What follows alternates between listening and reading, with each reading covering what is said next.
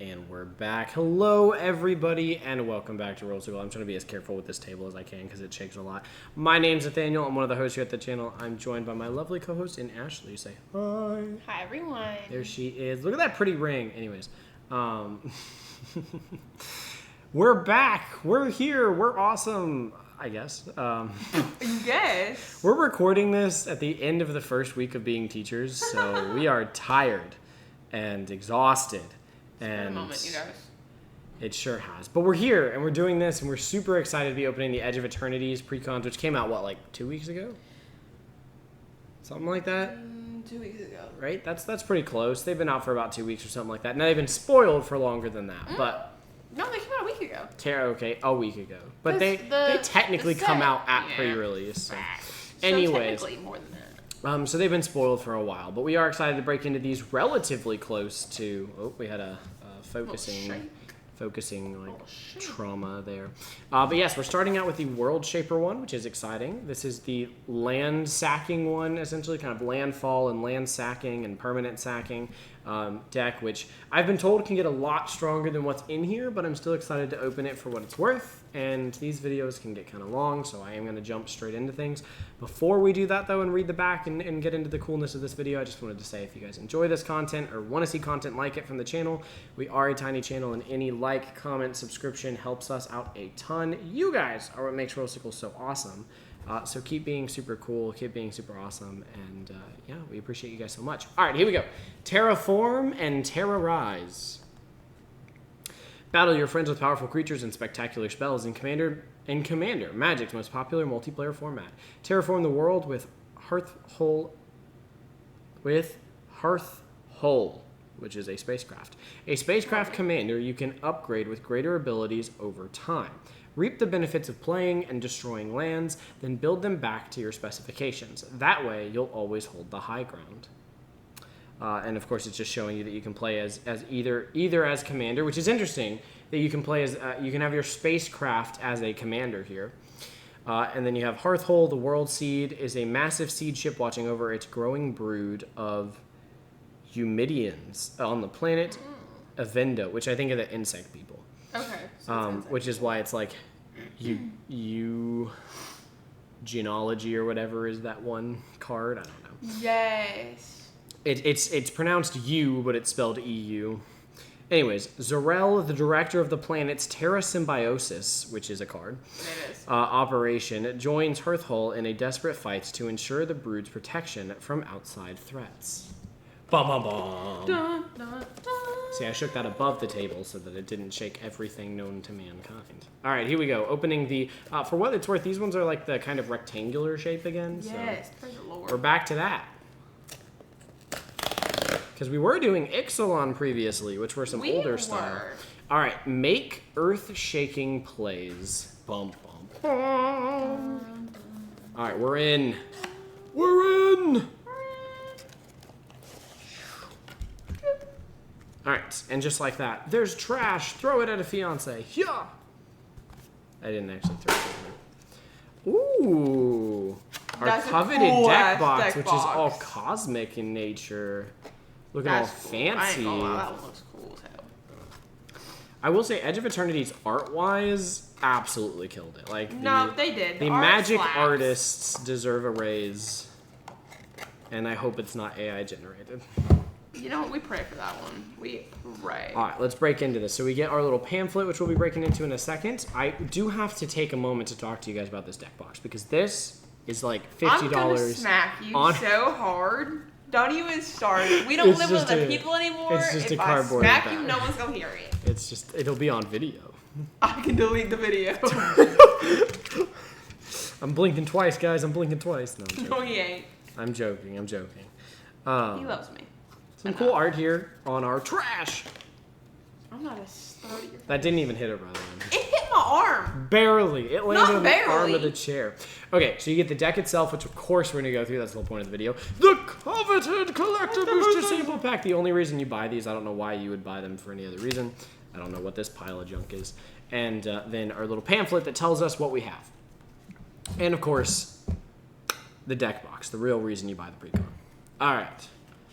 World Shaper. We're going to get to that in a moment, but let's read a little bit about who these people are.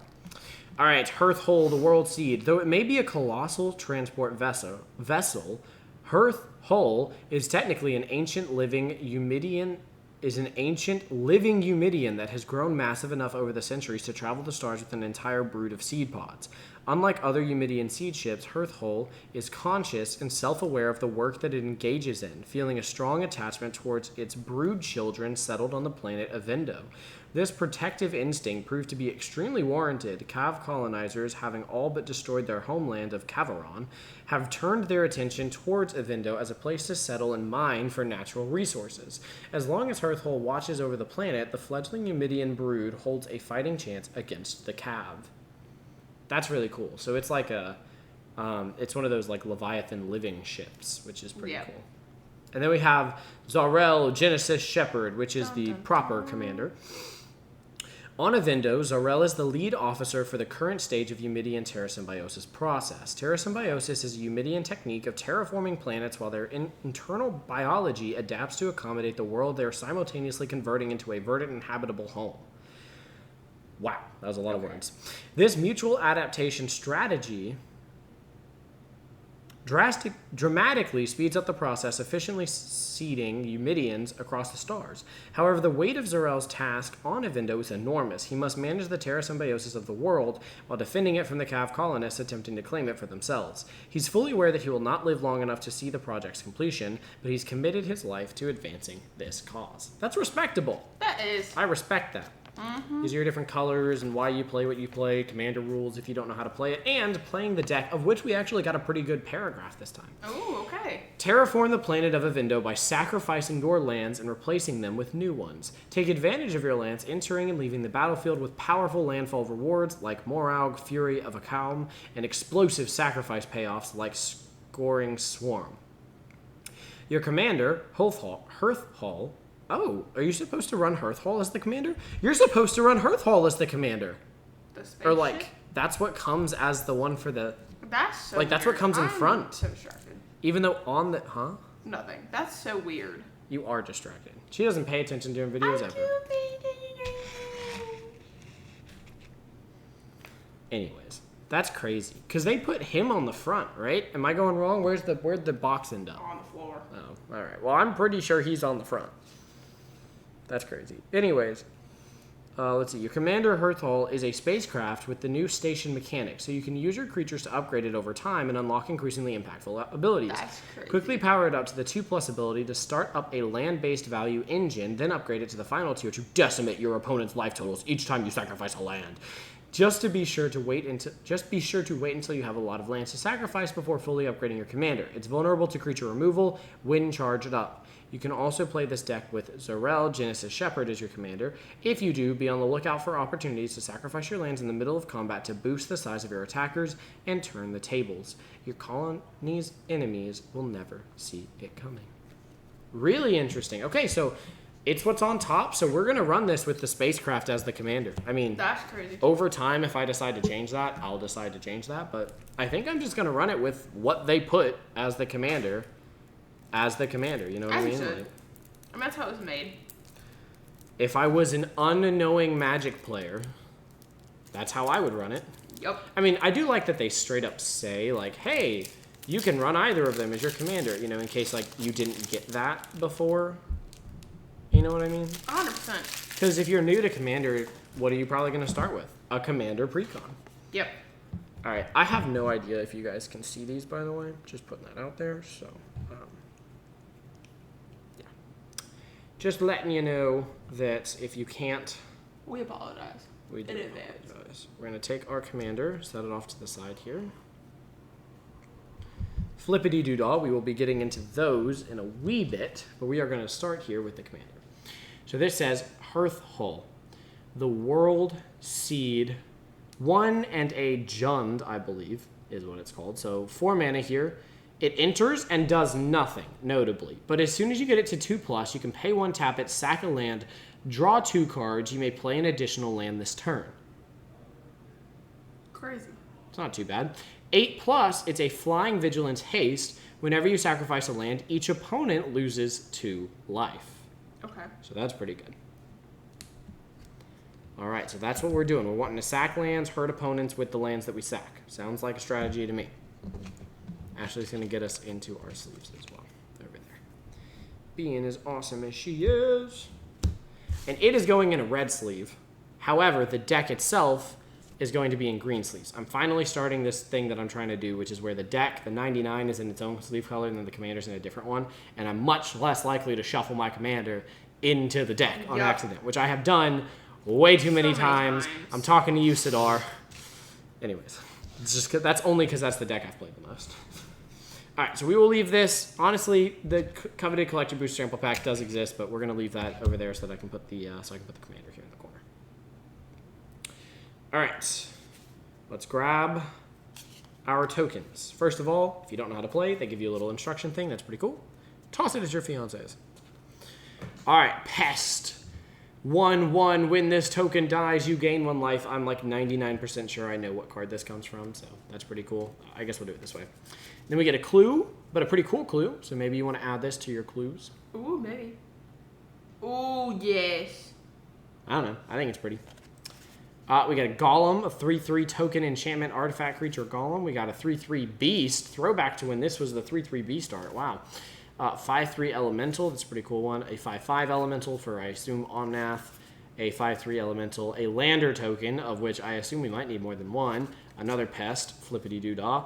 A 4/4 beast, looking pretty cool. There's a bunch of those, so I'm going to imagine it's that, is it like Rampaging Ballast or something like that? Am I over here predicting the cards? And then we have a bunch of Flying Insect 1/1s and 2 copies. So notably, only 1 lander token, which, if you know anything about the format in Limited, there's a lot of lander tokens going around. So, all right, pass those off to the side. Not that you need to sleeve them. Take our guess at the basics. This is a 3 color, so I'm going to assume that the basics end here. Nope. Oh, that was just forests and mountains.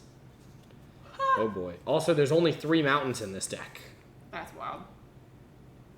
Oh my god, I didn't see that coming. There's a wastes. What? Okay, cool. That's technically a basic land, but that's a card that's worth a little something. Unless I'm going crazy, that's a card that's worth a little something. So there you go, just a random waste thrown in there for some reason. Love it. All right, in case you haven't seen these are your 2 swamps, so they look pretty and cool. And then these are your 2 mountains that you get, looking pretty and cool. And then these are your 2 forests that you get, looking pretty and cool. And then, of course, a wastes, if I didn't show that already. All right, those will be passed off to the side for our lovely Ashley to sleeve up. And we're going to jump into the deck. Baby, are you paying any attention? Yeah. Okay. Rocky Tar Pit. It enters tapped, tap it, sack it. Search for a swamp or mountain, put it onto the battlefield. Enter tapped, tap, sack, search for a swamp or mountain card, put it onto the battlefield, then shuffle. Okay, fine, but it doesn't ramp you, it just is normal. It's just a way to go get the card. But it does say swamp or mountain, so you could go get the other color. You could go get your green if you need it. Riveteer's Overlook. When this land enters, sack it. When you do, search your library for a swamp, mountain, or a forest card, put it onto the battlefield, tapped, shuffle, gain a life. Interesting. So some slow mana, but some good fixing. Myriad Landscape, which you should know what that does. But we have one there. If you don't, you can kind of ramp with it over a lot of time. Maestro's Theater? I don't know. When this land enters, sack it. When you do, search library for a basic island, swamp, or mountain. Put it into the battlefield, tap, shuffle, gain a life. So it's that, but with island, although we're definitely not going to go get an island. Tap, sack. Oh, it is Evolving Wilds. It's just got a pretty lava art going on for the Evolving Wilds there. Escape Tunnel. So this is one where you can tap, sack it, search, or you can tap, sack it. Target creature can't be blocked with power 2 or less this turn. Only going to do that if there's a really big payoff for that. We've got a Dredge land here, so a Dredge 2 swamp. What Dredge says is if you withdraw a card, you may mill 2 cards instead. If you do, return this card from your graveyard to your hand. Okay. Interesting. Cabaretti Courtyard? I don't know. Anyways, this is the Mountain Forest Plains version of enters tapped, gain a life. We wanted... Okay, the reason that it wants these sack lands in this deck in particular is because you can sacrifice them to go get it and trigger all your land sacrifice triggers, right? So that's what it wants, this. As soon as it enters, you sack it. You hope that you already have your commander out that ability, and then, bam, you're just profiting. Bojuka Bog for all of our graveyard-hating needs. We've got Bojuka Bog. All right, Urg, Spawn of Turg. 2 black and a green, frog, beast, star, and 5. Its power is equal to the number of land cards in your graveyard. That's good. At the beginning of your upkeep, you can surveil 1, and you can pay a green and a black, sack a land, and gain 2 life. Sure, why not? Get some life gain off of our land sacking. Rakdos Charm is always a good one. This is black-red, exile a graveyard, destroy an artifact, or each creature deals 1 damage to its controller, which is always funny. Right after the token player says, "I make 1,000 tokens," you go, "Well, they all do a damage to you," and then they die. Putrefy. 1 and a Golgari, destroy target artifact or creature. It cannot be regenerated, so just some good removal there. Mayhem Devil, whenever a player sacks a permanent, this deals a damage to any target, so this can be creature removal if we so needed it to be. Can I get it to... Maybe I don't want it to focus. Maybe I should just keep the cards around this level. Jury Master of the Review. I don't know. This is a Rakdos. Whenever you sack a permanent, you get to put a +1/+1 counter on it, and when it dies, it deals damage equal to its power to any target as well. So again, a lot of sacrifice benefits. That's what we want to see. Tear Asunder, 1 and a green with a 1 and a black kicker. Exile target artifact or enchantment. If this spell was kicked, you could do a non-land permanent instead, so just some good removal right there. We have Sky Shroud Claim. Search your library for up to 2 forest cards, put them onto the battlefield, then shuffle. So go get some lands, right? Trigger those landfall triggers. It just says forest, right? Yes. Nice. For up to 2 forest cards. So you can also mana fix with it. Oh, yeah. When this creature enters, reveal the top 4 cards of your library. You may put a land card from among them into your hand, put the rest in your graveyard. So that's just to go get some lands. But, I mean, that is a common. So, you know, that's a type of card that could eventually come out, probably. Roiling Regrowth, 2 and a green. Sack a land, search your library for up to 2 basic land cards, put them onto the battlefield, tap and shuffle. It's basically a Harrow. Nature's Lore, search your library for a forest card, put it onto the battlefield, then shuffle. Speaking of Harrow, as an additional cost to cast a spell, sack a land, search your library for up to 2 basic land cards, put them onto the battlefield, then shuffle. The difference is that they're not tapped, so Harrow's better. Groundskeeper, although I guess the difference between those is the Harrow is an additional cost to cast it, so if it gets countered, you've already sacked a land. That's gonna suck. Yeah. Groundkeeper, 1 green, 1/1, pay 1 and a green to return target basic land card from your graveyard to your hand, so you can kind of keep things cycling there. That's pretty cool. Cultivates is search your library for up to 2 basic land cards, reveal those cards, put them onto the battlefield tapped. Put 1 onto the battlefield tapped, 1 into your hand. Beast Within, which is where the 3/3 Beast art actually comes from, is this version of Beast Within, so that's pretty cool. Aftermath Analyst. I think this is I was gonna say this is from Murders at Karlov Manor. So I'm seeing my first, that's the set that I got back into Magic a lot with. I played a ton of draft of this, and now I'm seeing it reprinted in things. That's crazy. We're coming full circle there. But it's been a year and a half, right? So when this creature enters, mill 3 cards. You can pay 3 and a green, sack this to return all land cards from your graveyard to the battlefield tapped. Damn. Yeah. So if you've sacked 10, you just return all 10 land cards from it. Yeah, it's insanely powerful. It's one of the uncommons in that set that you can pull that's $1 or something like that because it has such a powerful constructed ability. Oh, I believe it. Sprouting Goblin, which is the 1 and a red kicker. When it enters, if it was kicked, search your library for a land. So basically it can become a, what is it called? I don't remember. Oh, I'm going to kick myself for not remembering the... Is it Sakura Tribe Elder? Yeah, it can become a Sakura Tribe Elder, essentially. Night's Whisper, this is a good card, right? 1 and a black, draw 2, lose 2 life. Pretty simple sorcery. Look, we're not doing much here, but in Commander, we got life to spare. Let me lose 2 life, draw 2 cards. That works for me. Infernal Grasp, 1 and a black, destroy target creature, you lose 2 life. Again, I got life to spare. Now, destroy isn't great, but for 1 and a black, it's pretty good. Terramorphic Expanse. What an art for this. Sack a land, search your library for a basic land card. Look at that art. That's really cool. Very, like, future-y. Mountain Valley. Enters tap, sack it, search for a mountain or forest card. Cool. Which then enters tap. Command Tower. So now we get to see what the Command Tower for this set looks like.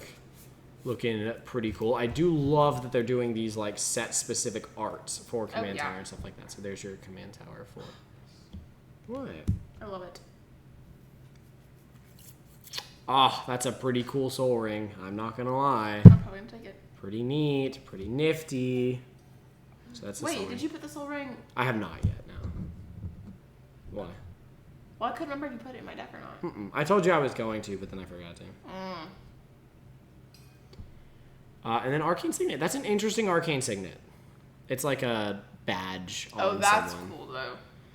It's like a badge on a uniform. If you don't know what Arcane Signet does, it's the best signet in the game. Soul Ring's one of the best artifacts, and Command Tower is the best land. Binding of the Old Gods. I have like 12 of these from... From way back when? No, Kaldheim. I bought like a Kaldheim... I bought one pre-release. Not pre-release thing, but like, yeah, it was a pre-release box. I was not at pre-release. Like, it was way later. I just thought Kaldheim was a cool set because I like Norse gods. Yeah. And I got like 4 of these in there or something like that. Destroy target non-land permanent opponent controls, then search your library for a forest card, put onto the battlefield, tap and shuffle, and then creatures you control gain death touch until end of turn, and then it goes away. Notably, when a saga dies, right? Yeah. That's sacking a permanent. Oh, really? Yes. Because when you get to the last lore counter, it says then sacrifice this enchantment. So if you have stuff that says sack a permanent, every time you finish a saga, it actually counts as well. That's crazy. Spring Bloom Druid. 2 and a green. When it enters, you may sack a land. If you do, search your library for up to 2 basic land cards. Put them onto the battlefield, tap, then shuffle. Farseek. 1 and a green. Search your library for a plains, island, swamp, or mountain card. I will give it this much. This deck has like all the green ramp you need for any green deck that you want to put ramp in. You know what I mean? Like, this deck has it all in terms of that. So I bet you there's a lot of value in this deck. I wouldn't be surprised if the cards in here are worth like $70 or something, you know? Or I bet that's probably why the other cards aren't great, is because they had to put a lot into just the ramp. Oh, most likely. Viridescent Bog. 1 tap, add a green and a black, aka the Signet land. Twilight Mire. This is the filter lands, right? I think that's what it's called, where you can tap to add a colorless, or you can pay a black or a green, tap it, then add either 2 black, 2 green, or a black and a green. These are really good. I like those lands a lot. These ones are great for like 3 color decks, because you're going to pretty consistently have one of the 2 you need, and then it gives you the other one you need. Super cool. I like them a lot. I also like the pain lands. In this case, Sulphurous Springs. Tap to add a colorless, or tap to add either of the Rakdos, and then it deals a damage to you. Smoldering Marsh. Enters tapped unless you control 2 or more basic lands. It's in Rakdos, and it's got the land types. Then we have this cycling land typed for... I always forget what red and green is. Golgari. Red and green. That's black and green. Oh. Gruul? Gruul.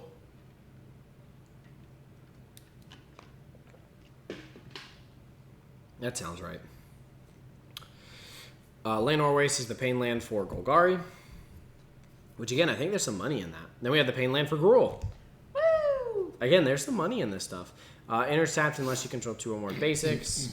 But to be fair, obviously you would want to put like the shock lands in here probably. I mean, those go in any deck really. But another cycling land. All right, what we have here? A World Soul's Rage, X, and then a red and a green. It deals X damage to any target. Put up to X land cards from your hand and or graveyard onto the battlefield tapped. Very powerful. Windgrace's Judgment. 3, a black and a green. For any number of opponents, destroy target non-land permanent that players controls. That's very good because it just profits off of more players there. Ooh, this is a Jund Cat Avatar, Soul of Windgrace. Whenever Soul of Windgrace enters or attacks, you may put a land card from a graveyard onto the battlefield tapped under your control. And then he's got a couple abilities. Pay a green, discard a land card, you gain 3 life. Pay 1 and a red, discard a land card, you draw a card. Pay 2 and a black, discard a land card, and Soul of Windgrace gains indestructible until end of turn and tap it. And it's a 5/4 creature. That's pretty crazy.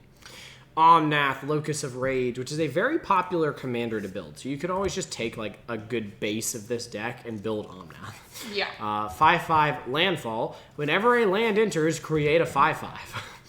Now, it is a 7-mana commander, so if that sounds crazy, it's a 7-mana commander. Now, whenever Omnath or another elemental you control, which mind the 5/5s that he makes are elementals, whenever Omnath or an elemental you control dies, Omnath deals 3 damage to any target. Yeah. Crazy. Crazy. Mazarek, Crow Death Priest. 3 and a Golgari, flying 2/2. Whenever a player sacks another permanent, put a +1/+1 counter on each creature you control. That's wild. That's crazy. That's really good. Oh, Korvold's in this. Okay, Korvold is like in the top 30 commanders built ever. Oh, wow. And that's because all you do... Here, let me just read this to you real quick, right? 2 and a Jund. 4/4 Flying Dragon Noble. Whenever Korvold enters or attacks, sacrifice another permanent. Whenever you sacrifice a permanent, put a +1/+1 counter on Korvold and draw a card. Now, do you notice what that didn't say? Non-token. It did not say non-token. So, sack a treasure, draw a card. Yep. So, sack a treasure now becomes get a mana, put a +1/+1 counter on him, and draw a card.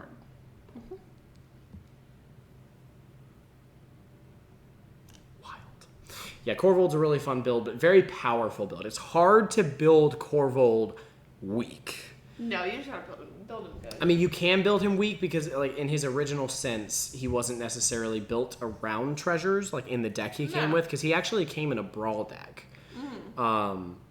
Like the ones that I had with what's it called? You know what I'm talking about. The dude we took out of your deck. Yeah. I forget his name. Ooh, the original Gitrog monster. Okay, this is a lot of good Jund cards that you could build separately. 3 and a Golgari Death Touch 6/6 at the beginning of your upkeep. Sack it unless you sacrifice a land. You may play an additional land on each of your turns, and whenever one or more land cards are put into your graveyard from anywhere, draw a card. Very powerful. Wow.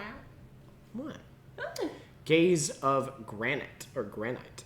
X and Granite? I don't know. Some people say it differently. Hold up. Let me It's granite, but... Granite. I know. Y'all, if y'all are out here say granite. X, 2 black and a green. Destroy each non-land permanent with mana value X or less. Escape to the Wilds. 3 and a Gruul. Exile the top 5 cards of your library. You may play cards exiled this way until the end of your next turn. You may play an additional land this turn. Cool. Never a bad thing. World Breaker. I've got one of these as well. 6 and a green Eldrazi Devoid. When you cast this spell, exile target artifact, enchantment, or land. Reach. 2 and a colorless. So you have to have a way to produce colorless. So maybe this is why there's a wastes in the deck. Probably. Sacrifice a land. Return this card from your graveyard to your hand. Notably, then when you cast it, you can then exile another artifact, enchantment, or land. So... it is removal. It's just really expensive removal. It's really difficult removal. Titania? I don't know.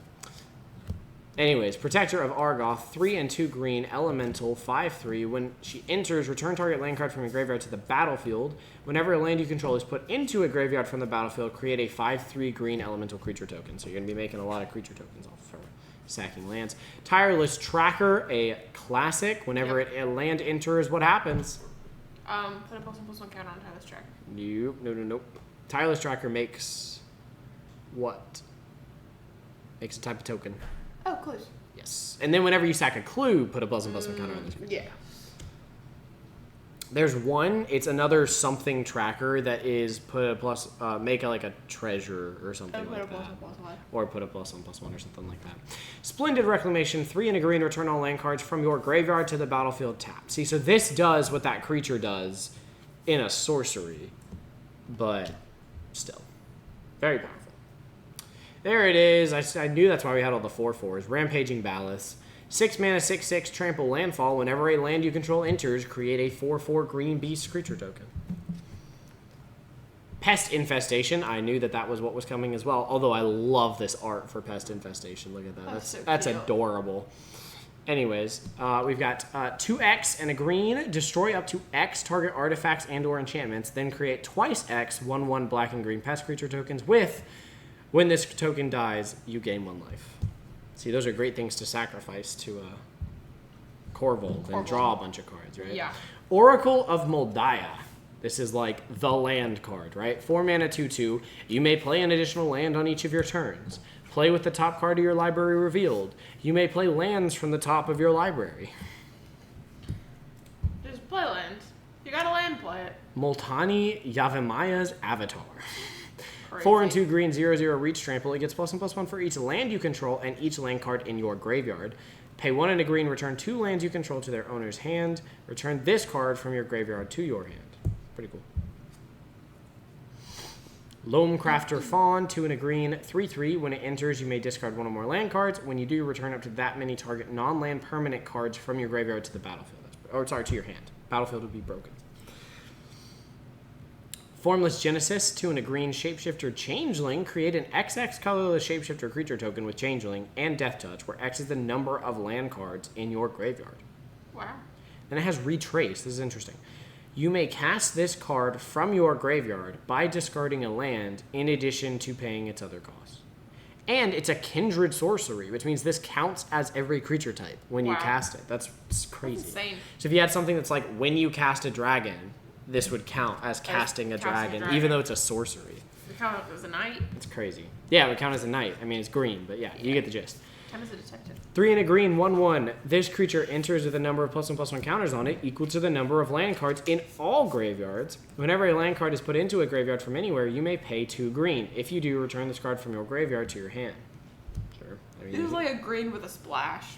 This is a green with a splash. Augur of Autumn, 1/2 green. You may look at the top card of your library anytime. You may play lands from the top of your library. Coven. As long as you control 3 or more creatures with different powers, you may cast creature spells from the top of your library. That's pretty cool, too. Morag, Fury of Akalm. Am I taking too long? Okay. I was like, I don't know how long I've been going on, but I feel like it's been a while. 6/6. Each creature you control gets +1/+0 for each time it has attacked this turn. Landfall. Whoa. Landfall. Whenever a land you control enters, if it is your main phase, there's an additional combat phase after this phase. At the beginning of that combat, untap all creatures you control. Okay, sure. Basically, this is, you get another combat for each land you play. If you have cards that let you play multiple lands, you can get even more combats. Because you can play a land, go to combat, get an additional combat, additional main phase, play a land, go to... That's crazy. Hammer of Perforos. 1 and 2 red. Creatures you control have haste. 2 and a red, tap, sack a land. Create a 3/3 colors golem. Enchantment creature, artifact creature type. Cool. Blasphemous Act. Great. 0 mana, 1 red mana, do 13 damage to each creature. It should never cost more than 1 red mana, basically. But very powerful card. God Eternal Bontu. 3 and 2 black, zombie god, 5/6 menace. When it enters, sack any number of other permanents, then draw that many cards. Doesn't say non-token permanents. Oh. When it dies or is put into exile from the battlefield, you may put it into its owner's library, 3rd from the top. Cool. So you can like guarantee you're going to get it back in 3 turns. Braids Arisen, Nightmare, 1 and 2 black, Nightmare 3/3. At the beginning of your end step, you may sacrifice an artifact, creature, enchantment, land, or planeswalker. If you do, each opponent may sack a permanent of their choice that shares a card type with it. For each opponent who doesn't, that player loses 2 lives, and you draw a card. That's a lot. It's powerful, but that's a lot. Fabled Passage. Tap, sack this land, search your library for a basic land, put it onto the battlefield, tap, then shuffle. Then if you control 4 or more lands, untap that land. Okay, sure. It's a slightly better Evolving Wilds, I guess. I mean, it's not. I don't think it's basic, but it might have said basic. I don't remember. Tapped unless you control 2 or more basic lands. Cycling, Golgari. Tap, pay a life, add a black, put a hatchling counter on it. When this land is put into a graveyard from the battlefield, for each hatchling counter, create a 1/1 black insect creature token. That's cute. Crazy. Oh, with flying. Oh, okay, this is one of the ones that it talked about. Scoring Swarm. 1 and a Golgari, flying 1/1. Whenever you sack a land, create a tapped token that's a copy of this creature. If 7 or more land cards are in your graveyard, otherwise create a tapped 1/1 black insect creature token with flying. Oh. So this is the opposite of Scute Swarm. Yeah. This is Scute Swarm for sacking lands, not playing lands, right? Because it's whenever you sacrifice a land. Copy of this, if 7 or more land cards are in your graveyard. But then you can just Scute Swarm it, essentially. It's not as powerful as Scute Swarm because landfall has more triggers than sacking lands probably, but still. But in a graveyard deck? Well, but like, here's the thing, is that like if you do put a card that lets you just sack lands at will, like let's say it says sack a land, I don't know, draw a card or something like that, and it didn't cost to sack the land, you could have that out, have 7 lands in your graveyard and just go, okay, well, I'm going to sack 10 lands and go, let's see, that's 2, 4, 8, 16, 32. Stop me when you think you're dead. You know, it's like, Jesus. Stop me when I hit a number that is more than your lifetime. Horizon Explorer, 2 and a green. Land you control enter untapped. That's nice. Whenever you attack a player, create a land or token. Just whenever you attack a player. Whatever. That's great. That's really powerful. Ooh, Exploration Brood Ship. 1 green. Station does nothing when it enters. If you get it to 3+, you may play an additional land on each of your turns. That's nice. When you get to 8+, flying 4/4, 1 steering each of your turns, you may cast a permanent spell from your graveyard by sacrificing a land in addition to paying its other costs. That's pretty cool. You can get stuff back from your graveyard that way. Baloth Prime. 3 and a green 10/10, but it enters tapped with 6 stun counters on it. Whenever you sack a land, create a tapped 4/4 green beast creature token and untap this creature. Notably, if you untap it while it has a stun counter on it, that removes a stun counter. So every time you sack this, you remove a stun counter on it. And it's a 10/10, so nice. Early on, it's a big block. Well, it can't block, but early on, it's a big creature. Planetary Annihilation, 3 and 2 red. Each player chooses 6 lands they control, then sacrifices the rest. Ooh. Oh, I heard about this. I heard that, like, if you consider this land destruction, this deck is now a bracket 4. Just because of this card, because it says sacrifice the rest of your land. It makes other people sacrifice their lands, right? So it's like... You're fine. Y'all will live with 6 lands. I'm just saying. I mean, I don't think it's a... The bracket system is more than just do you meet these specific requirements. Yeah. Because you can make crazy decks that are bracket 2, and you could make a weak deck that's bracket 4, you know. Avendo Brush Razor, 2 and a red. Insect Warrior, 2/2. Whenever you sack a non-token permanent, exile the top card of your library during your turn. As long as you sacrifice a non-token permanent, you may play cards exiled with this creature. Tap it, sack a land, add 2 red. We're getting there.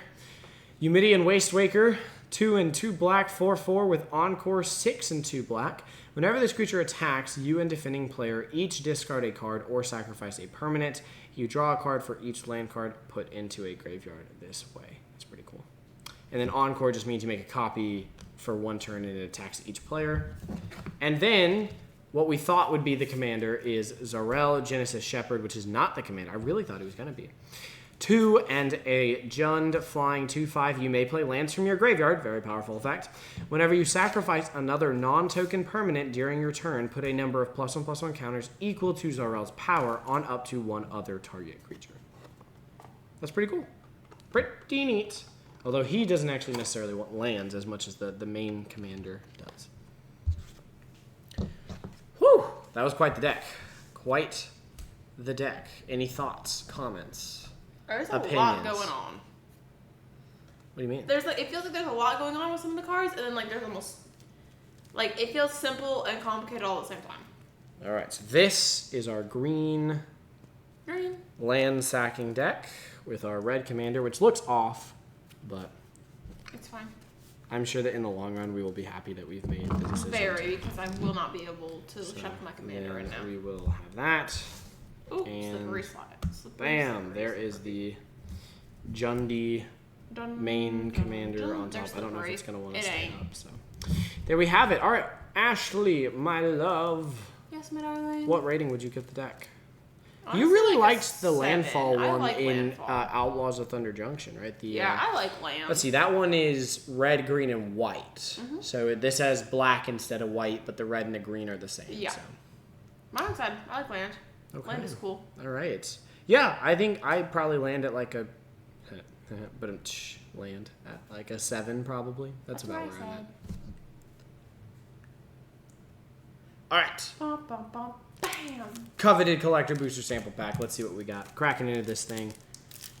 Easy dubs. Easy dubs. I will remind you guys, please, please, please do not buy these at the prospect of opening something good in this. Let alone buying a normal collector booster for the heck of it. That's, I mean, I don't recommend it, but do what you got to do. Please, please. We have 2 avatar cards now. All right. There's more where that came from. This is a Scooby-Doo. All right, give it to me. Trash card. Here we go. 3, 2, 1. Flippity-doo-dah. We got the Sunstar Expansionist. This is our foil uncommon. 1 and a white, 2/3. When it enters, if an opponent controls more lands than you, create a lander token, and then landfall, it gets bigger until end of turn. This is actually, for the record, 2 mana, 2/3 that can make a lander token that also gets bigger when lands enter. This is incredible in limited, by the way. Like, this is just so much value. That being said, it foiled is 5 cents. 12. 12. A little more than I thought it was going to be. Mm-hmm. Scooby-Doo. Oh, Singularity Rupture. 3, a blue, and 2 black. This is the full art of Singularity Rupture. Destroy all creatures, then any number of target players each mill half their library rounded down. That's pretty powerful. That's a pretty cool board wipe. I'm not going to lie. If you put this in like a deck that wants to mill, right? Mm-hmm. You follow this up with a, you know what I'm talking about. Put every creature from every graveyard onto the battlefield under your control. Oh, that's cool too. It's not a Foundations card. It actually is. It got reprinted in Foundations. It did. But I don't know what it's called. It's one Foundations I'm like card. I'm like 90% sure. Well, maybe it didn't. I don't know. It's mythic, so that you might have never seen it. What? This one? Yeah. I don't know. This seems decent to me. I'm gonna say maybe it breaks $1. I'm gonna say $1.12. $1.41. $1.41. See, I told you this felt like it had something to it. So $1.41. there we go. We got a little bit of value. Woo! Not a lot, but a little bit of value out of this card. Now, what's interesting is this can't go in either of these decks, right? Because the blue-black combo doesn't go in any of these decks. There we had it, ladies and gentlemen, boys and girls. That was the deck. We hope you enjoyed the video. Please let us know what you would rate the deck down in the comments below. We each gave it a 7. But what would you rate the deck? It's not going to want us. It ain't. There we go. We got it. We got it. But yeah, we want to know what you guys would rate the deck. Again, thank you guys for being so awesome. I said it earlier, but I'll say it again quickly. If you want to like, comment, subscribe, any and all of it is greatly appreciated. As of recording this, we're at, I think, 195 right now. We are on that tiny, barely under 200 march. Please help us get there if you are not subscribed. You guys are awesome. Thank you for being so cool. I think that's everything we have for you until the next one, though. So, may those rolls be ever in your... did I mess that up? No, I feel like I did. Are you sure? I think that's all we have for them tonight. Anyways, until then, I needed to say that. I was like, I know I'm missing something. Until then, may the rolls be ever in your favor. And we'll see you guys next time. Peace out. Bye, y'all.